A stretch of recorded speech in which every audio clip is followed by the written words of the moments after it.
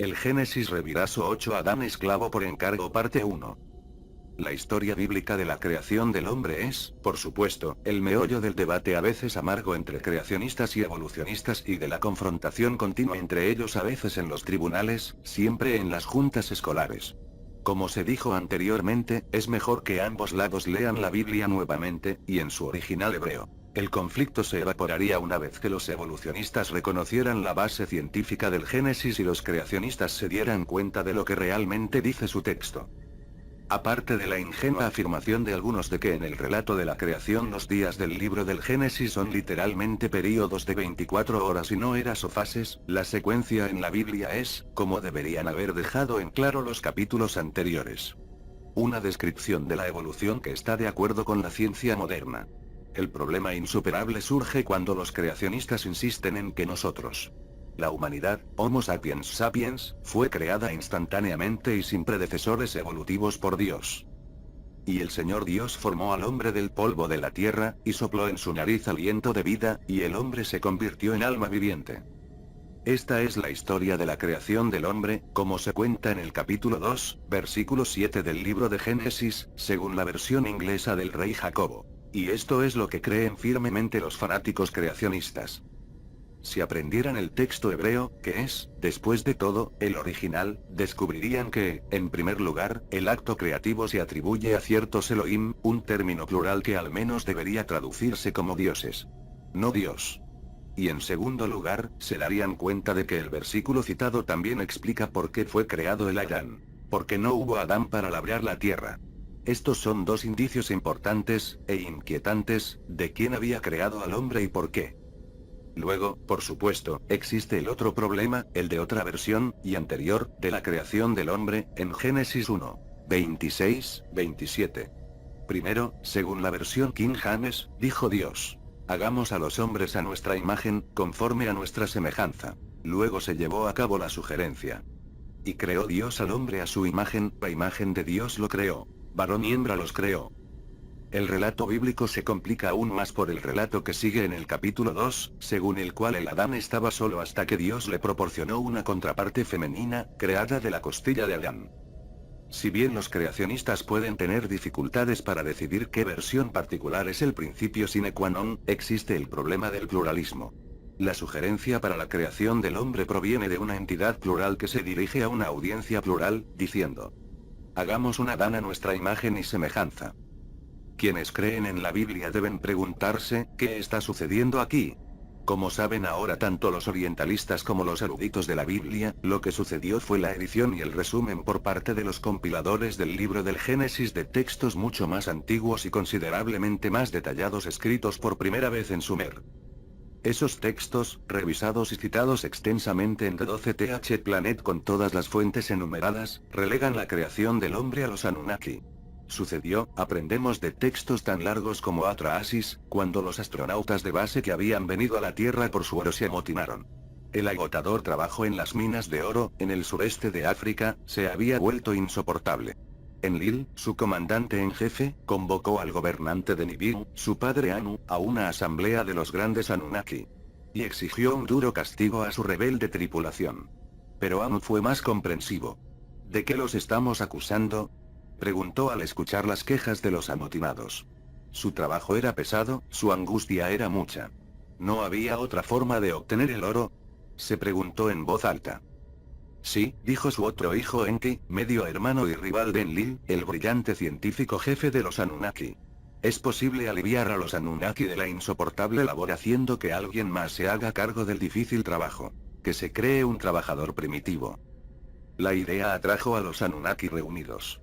Cuanto más lo discutían, más claro se hacía su clamor para que un trabajador tan primitivo, un Adamu, se hiciera cargo de la carga de trabajo.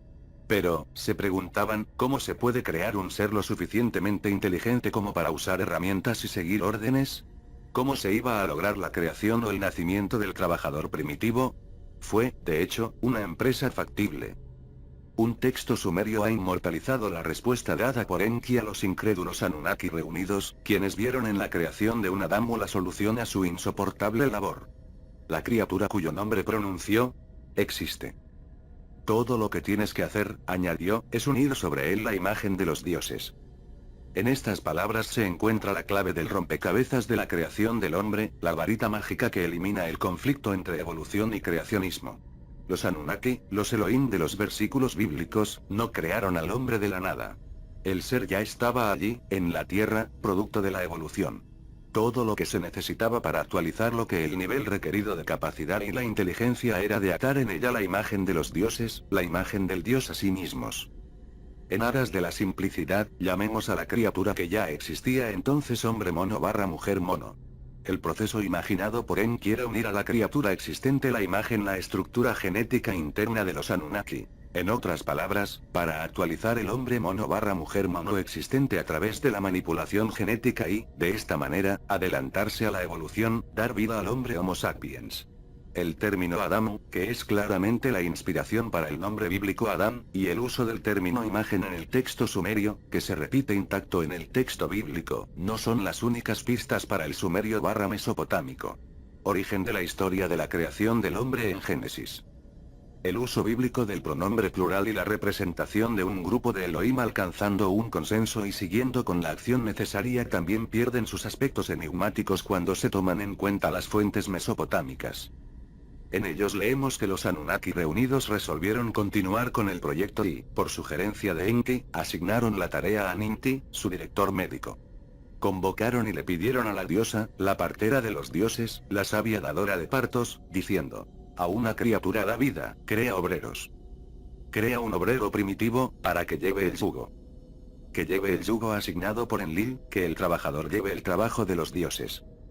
No se puede decir con certeza si fue del texto de Atrahasis, del que se citan las líneas anteriores, o de textos sumerios mucho más antiguos que los editores de Génesis obtuvieron su versión abreviada. Pero tenemos aquí el trasfondo de los eventos que llevaron a la necesidad de un trabajador primitivo, la asamblea de los dioses y la sugerencia y decisión de seguir adelante y crear uno. Solo al darnos cuenta de cuáles eran las fuentes bíblicas podemos entender la historia bíblica de los Elohim, los altos, los dioses, diciendo: hagamos al Adán a nuestra imagen, conforme a nuestra semejanza, para remediar la situación de que no había Adán para labrar la tierra. En The 12th Planet se enfatizó que hasta que la Biblia comienza a relatar la genealogía y la historia de Adán, una persona específica, el libro del Génesis se refiere al ser recién creado como el Adán, un término genérico. No una persona llamada Adán, sino, literalmente, el terrestre, porque eso es lo que significa Adán, ya que proviene de la misma raíz que Adamá, tierra. Pero el término también es un juego de palabras, específicamente Dam, que significa sangre y refleja, como veremos pronto, la manera en que el Adán fue fabricado. El término sumerio que significa hombre es Lu. Pero su significado fundamental no es ser humano. Es más bien trabajador, sirviente y, como componente de los nombres de los animales, implica domesticado. El idioma acadio en el que se escribió el texto de Atrahasis, y del que proceden todos los idiomas semíticos, se aplicó al recién creado ser el término Lulu, que significa, como en el sumerio, hombre pero que transmite la noción de mezcla. Por tanto, la palabra Lulu en un sentido más profundo significaba la mezcla. Esto también reflejaba la manera en que se creó el Adán, tanto el terrestre como el de la sangre. Se han encontrado numerosos textos en diversos estados de conservación o fragmentación inscritos en tablillas de arcilla mesopotámicas. En las secuelas de The 12th Planet, se han revisado los mitos de la creación de otros pueblos, tanto del Viejo como del Nuevo Mundo. Todos registran un proceso que involucra la mezcla de un elemento piadoso con uno terrenal. La mayoría de las veces, el elemento piadoso se describe como una esencia derivada de la sangre de un dios, y el elemento terrenal como arcilla o barro.